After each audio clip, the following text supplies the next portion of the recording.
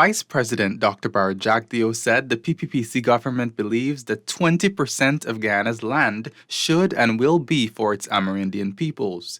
He revealed this during an interview with the New York-based Vice News after discussing the government's record on Amerindian land titling. If you look at the land policy of the government, when we assumed office in 1992, indigenous people had title lands about 6% of Guyana. By the time we left office in 2015, and now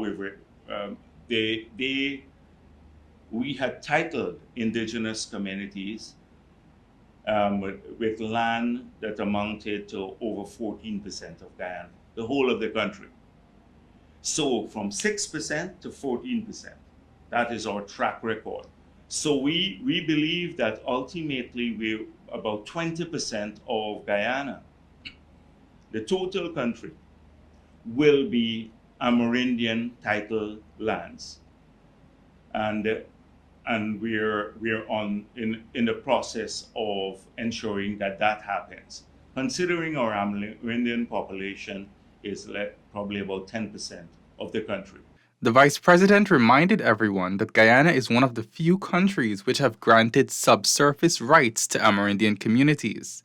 We're one of the few countries in the world that gave the Amerindian communities on title lands subsurface rights.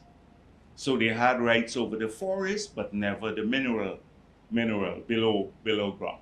So now they have subsurface rights as part of the legislation that we passed. Dr. Jagdeo said that this gives these communities the right and opportunity to live off the land and utilize the resources if they wish.